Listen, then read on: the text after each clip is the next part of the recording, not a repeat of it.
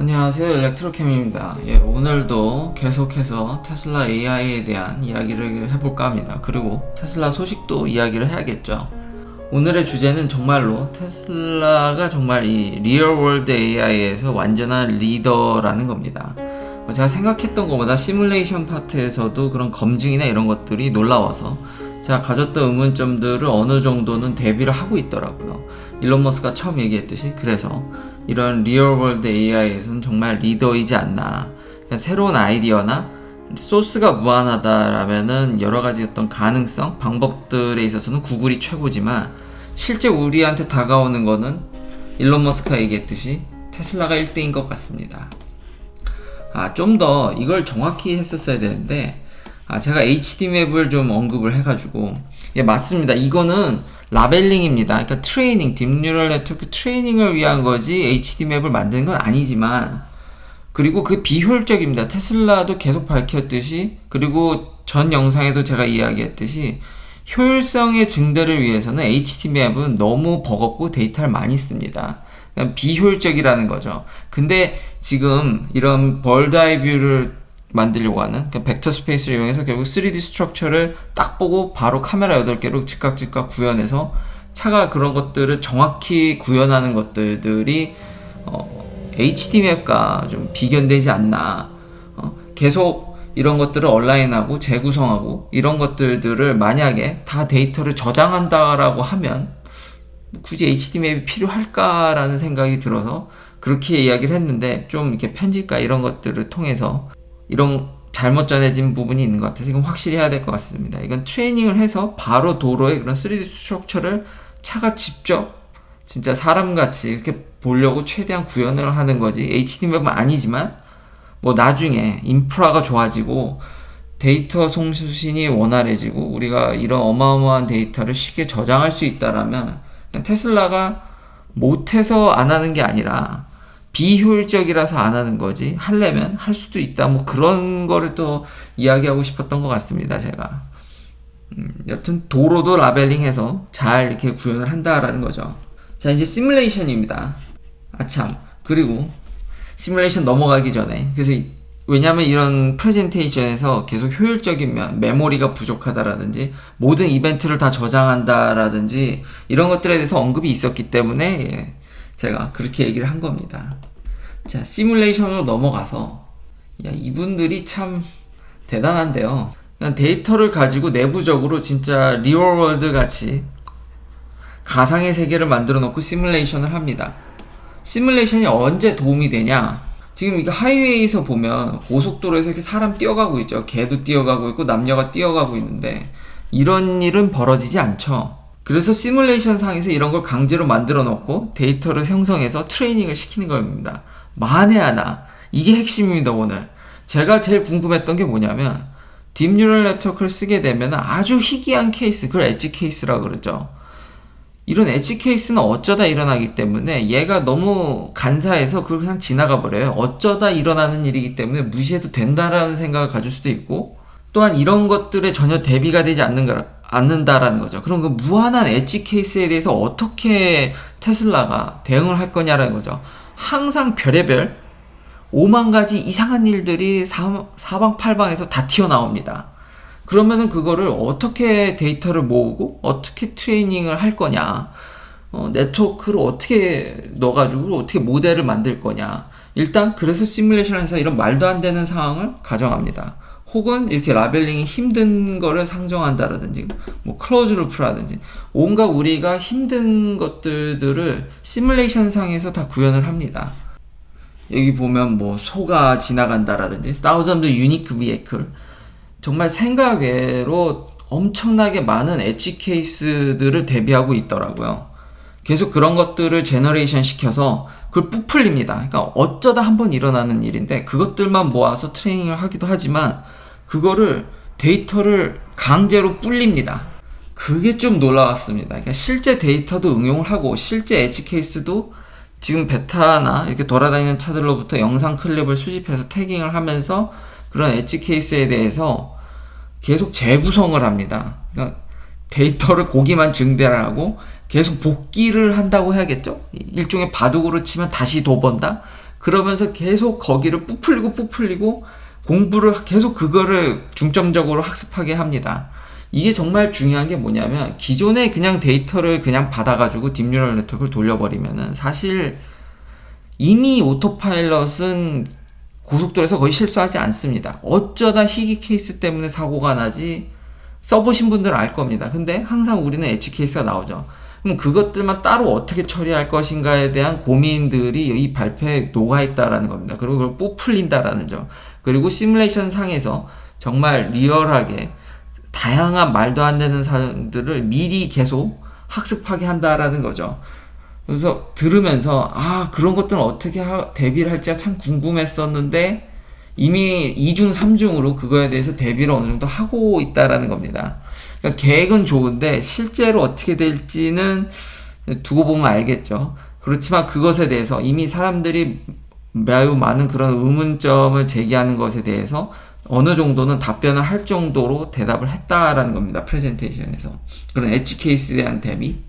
근데 이 시뮬레이션 할 때 참 놀라웠던 게 그 시뮬레이션 자체도 이래서 어떤 하드웨어도 참 중요한 것 같은데 그냥 본인들 카메라 8개가 보는 것도 고려해서 그러니까 그 시뮬레이션 월드가 완벽한 게 아닙니다. 차량이 어떻게 보는지에 대한 것도 그 카메라에 대한 시뮬레이션도 넣었다라는 거죠. 실제로. 그러니까 카메라에 어떤 모션 블러라든지 여러 가지 디펙도 같이 다 넣어서 실제 차량이 보는 것 같이 꾸며놔서 그러니까 완벽한 환경이 아니라 그런 것들도 다 고려해서 시뮬레이션을 하고 있다라는 게 그런 디테일까지 이게 정말 AI 기업이죠. 차는 그렇게 디테일하게 못 만드는데 아직 근데 시뮬레이션은 여기까지 정말 밑바닥까지 정말 그것까지 고려해서 시뮬레이션을 한다라는 게 참 대단하다라는 것을 느꼈고 아마 테슬라만 가능하지 않을까라는 진짜 생각이 들고 진짜 비디오 월드죠. 그래서 게임이 중요한 건데 우리가 하는 컴퓨터 게임이 그렇게 쓸모없는 게 아닙니다. 그런 기술들이 내부 리얼 월드를 가상현실을 만드는데 다 적용이 되고 여기 보면 사이버 트럭이 있고 모델 S가 있는 모습도 재미나게 봤는데 레이 트레이싱이라는 것도 제가 첫 번째 영상에서 언급을 했는데 이거 엔비디아가 잘하는 걸로 알려져 있죠. 근데 이건 좀 범용성 기술이라서 그러니까 빛이 어떻게 그 물체에 들어갔을 때 빛에 대한 비헤이브, 빛이 어떻게 움직이느냐에 대해서 그런 시뮬레이션 하는 뭐 물리 기법이라고 할 수 있겠습니다. 한마디로 게임입니다. 게임하는 거를 리얼하게 구현하는 걸 다 갖다 때려 썼더라고요. 어제 그런 플래닝에 대해서도 이런 주차하는 것들 보면은 이걸 다 찾아서 주차하려고 그러면 그때 잠깐 언급했을 때 한 40만 번? 그러니까 이것도 이런 몬테칼로 트리 서칭이라든지 이런 것들을 봤을 때 좀 비유적으로 표현하면 저는 알파고 같은 게 좀 생각이 났습니다. 바둑 같은. 그러니까 이게 다 해보지 않아도 뉴럴 네트워크를 통해서 이 모델을 계산을 해서 불과 한 300번 미만으로 해서 이 주차하는 곳을 찾는 그리고 경험적 학습을 할 수 있게 참 많이 좀 알파고의 그런 바둑 두는 것과 요거는 좀 비슷하다는 느낌을 받았습니다. 이 트리 서칭을 통해서 그러니까 정확한 아키텍처는 자 이제 비전으로 다시 한번 정리하면 얻어가지고 벡터 스페이스를 만들고 인터미디엇 피처를 통해서 이런 벌드 아이 뷰 3D 스트럭처 완벽히 구현한 다음에 뉴럴넷으로 플래닝을 하고 그리고 그 플래닝을 컨트롤해서 차를 실제로 움직이게 한다라는 거죠. 그래서 어제는 그런 차를 뭐 이렇게 양보한다라든지 먼저 간다라든지 그런 판단이라든지 시나리오에 대해서 그리고 오늘 가장 중요했던 거는 시뮬레이션을 통해서 희귀한 걸 학습하는 것뿐만 아니라 복기도 한다. 그리고 그 부분에 대해서 데이터의 어떤 확대해서 안 그러면 그냥 내버려 두면 별 희귀한 케이스이기 때문에 실제로 돌려보게 되면 이런 것들을 간사하게 넘어가는 거기 때문에 그런 것들에 대해서 2중 3중으로 대비를 하고 있다. 참 대단한 회사고요. 그래서 하루빨리 이게 좀 상용화되길 기대하고요. 근데 시뮬레이션에서 실제 어제와 같이 오너들이 쉽게 느낄 수 있는 부분들은 이 도로에서 내비게이션 루트가 이렇게 되면 차선을 변경해서 가야 되는데 지금 실제로 빨리 차들이 왔다 갔다 하고 있는데 그것에 대한 어떤 계산들 그러니까 차선 변경도 앞으로는 좀 더 부드러워질 수 있다는 거죠. 어제 프리뷰가 카메라가 갑자기 확 나타났다 없어진다라든지 물체들이 그런 것들이 부드러워지듯이 차선 변경도 앞으로 더 부드러워질 확률이 굉장히 높다. 그래서 이번 발표로 당장 우리가 오너들이 기대하는 것들은 원활한 차선 변경도 기대해 볼 수 있지 않을까, 그런 생각이 들었습니다. 자, 테슬라 소식으로는 이건 안 다룰 수가 없죠. 지금 상하이 공장이 모델 Y가 지금 모델 3를 넘어서 지금 하루 뭐 1000대? 근데 모델 Y만입니다. 그러니까 모델 3가 지금 여기 보면 한 달에 지금 하루 800대? 이 정도면은 한 달에 거의 지금 하루에 1800대니까 한 달에 54,000대? 30일로 기준하면 그냥, 근데 뭐 당연히 그렇게 맥시멈으로 생산하면 좋겠지만 매달 공장들은 무슨 일이 터집니다. 서플라이 이슈라든지 뭐 공장에 무슨 에러라든지 뭐가 안 되는지. 왜냐면 테슬라가 많이 추리고 단순화 시켰다 할지라도 여전히 서플라이 체인이 기존 내연기관보다 월등히 단순화된 거지. 여기도 스텝이 참 많습니다. 그러니까 하루도 바람 잘 날이 없는 거죠. 그러니까 보수적으로 잡으면 한 5만 대 잡으면은 벌써 1년에 60만 대입니다. 이거 45만 대 넘었다라는 게 엊그제 같았는데 이제 60만 대입니다. 그러니까 테슬라는 참 신기한 게 목표한 생산 대수가 보통 이 공장을 하나 지으면 한 몇만 대 짓겠다 이런 게 있지 않습니까?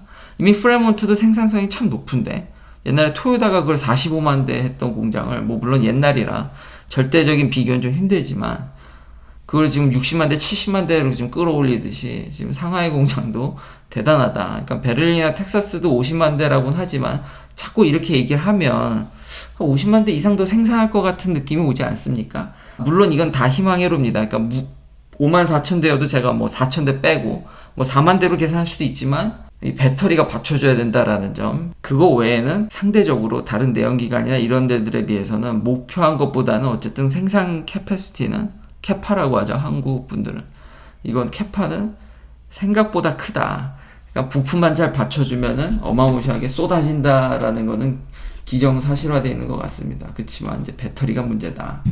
그리고 이 도조 컴퓨터가 얼마나 빠른가에 대해서 이게 좀 또 기사가 났는데, 그렇죠, 저도 약간은 조금 이상하다고 생각하긴 했는데 그래도 엄청 빠른 건 맞습니다. 엄청 빠른 건 맞는데 약간의 허수가 있는데, 여튼 이 세계의 슈퍼컴퓨터 순위입니다. 1등이 일본이더라고요. 후가쿠라는, 야, 이게 FP32로 했냐. 근데 지금 테슬라가 아마 FP16으로 그걸 발표했던 걸로 같은데, 그리고 스케일링 이니피션시라고 해서 실제로 안드레 카파시가 요 전에 지금 테슬라 도조 지금 이번에 발표한 거 그 전이요. 그 전에 꽤 그 엔비디아 GPU A100을 이제 스택해서 쓴 건데, 그래서 세계에서 막 5번째로 빠르다는, 그게 원래 이론상은 4번째랍니다. 근데 이 스케일링 이니피션시 때문에 이거 엄청 많은 거를 이제 갖다 병렬로 연결하다 보니까 그런 것들을 좀 고려를 하면 5번째로 주저앉고, 그래서 이래저래 하면 아마 도조는 6번째가 되지 않을까. 그래도 무지무지 빠른 겁니다. 2위는 이게 서밋이라고 하기야. 이게 IBM에서 만들었을 건데 이게 테네시에 있고, 3위가 벌써 켈리, 4위가 중국이네. 그래도 중국도, 그러니까 4위와 9위에 중국이 있는데, 참 이런데 우리나라도 이런 거 한 대 놓으면 참 좋겠다라는 생각이 들었는데, 확실히 슈퍼컴퓨터 세계는 미국이다. 2위, 3위, 5위, 6위, 7위, 8위가 전부 미국입니다. 1위만 일본이고요. 야, 일본도 그래도 대단하네요. 1위라도 했으니. 이 탑 10 중에 2위부터, 야, 진짜 중간에 중국 2개 있고 2위, 3위, 5위, 6위, 7위, 8위, 이게 전부 미국입니다. 그러니까 10위 안에 미국이 가장 많은 포션을 차지하고, 중국 2개, 일본 하나, 독일 하나입니다. 한국도 하루빨리 좀 이런 슈퍼컴퓨터나 이런 것들의 경쟁이 있어서도 좀 이렇게 한 발자국 좀 내딛었으면 하는 바람이 있습니다. 참 이 리스트를 보면 미국이 슈퍼컴퓨터의 초강국이구나. 오늘은 결국 까보면 까볼수록 참 이런 어떤 엣지 케이스에 대한 대비도 나름의 많은 고민을 하고 있는 테슬라의 모습을 볼 수 있었습니다. 그리고 그것이 빈도가 떨어진다라는 점, 그것도 다 알아서 어느 정도는 생각을 하고 있다. 그래서 정말 좋은 발표였다. 그래서 상용화가 될지 안 될지는, 이래도 너무 제가 요즘 또 이 발표 때문에 다시 또 테슬라 찬양 모드로 갔는데, 이렇게 다 와도 상용화는 또 막판이 안 되면 좀, 지금 잊지 말아야 될 게 4680 배터리가 안 나오고 있죠. 그런 면들을 고려해 보면 참 좋은 발표였고, 정말 압도적인 기술력을 과시하고는 있으나 빨리 나오기를, 일단 나와야죠. 일단 양산이 돼야 된다. 그리고 실제로 소프트웨어 양산은 뭐 쉽지만 이게 일반적으로 다 깔리는 게 중요하겠죠. 그러니까 이게 배포가 정말 중요하다라고 다시 한번 강조할 수 있겠습니다.